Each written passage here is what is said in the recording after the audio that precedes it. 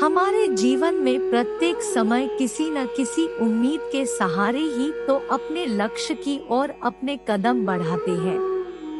लेकिन कई बार समस्याओं और छोटी छोटी मुश्किलों के चलते हमारे लक्ष्यों और सफलता की ओर बढ़ने वाले यही कदम लड़खड़ाने लगते हैं, क्योंकि इन मुश्किल परिस्थितियों में हमारा आत्मविश्वास कम हो जाता है और हमें छोटे से छोटा काम भी मुश्किलों से भरा और असंभव सा लगने लगता है।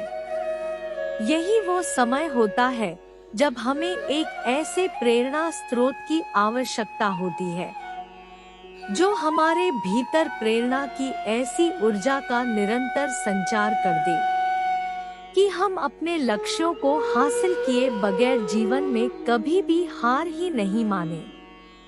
वर्तमान समय में प्रत्येक व्यक्ति का जीवन संघर्षों से भरा हुआ है, जिस कारण से भले ही कोई भी व्यक्ति अपने सपनों को पाने के लिए कितना ही अधिक मोटिवेट क्यों न हो, कभी न कभी उसे भी मुश्किल परिस्थितियों के चलते हार माननी ही पड़ती है।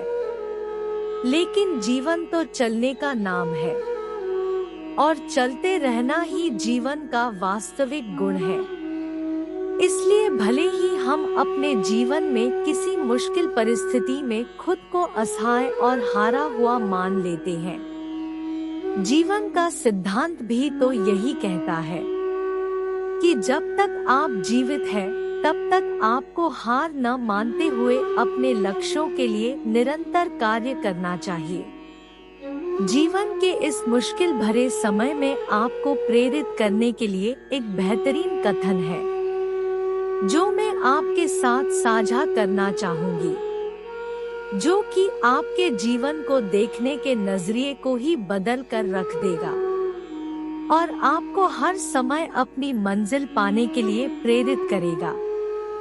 हम सबकी जिंदगी में हमें कोई भी मुश्किल काम करने के लिए किसी न किसी प्रोत्साहन की जरूरत होती है।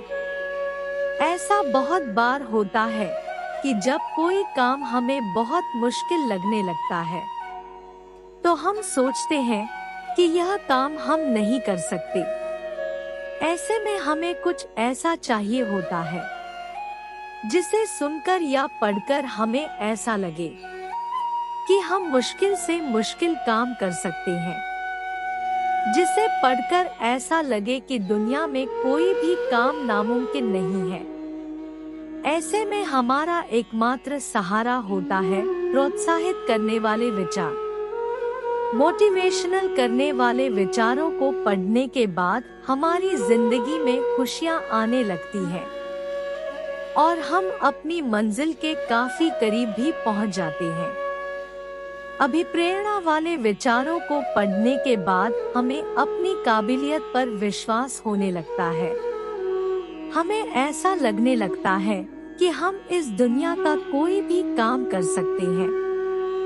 इसी सोच के साथ हम अपनी मंजिल पर पहुंच जाते हैं। ऐसा भी बहुत बार होता है कि जब हमारा मन पूरी तरह से हार मान लेता है, हमें लगने लगता है कि हम इस काम के लायक ही नहीं हैं, तो प्रोत्साहित करने वाले विचार को सुनकर लगता है कि किसी भी काम को करने के लिए मन में दृढ़ इच्छा होनी जरूरी होती है।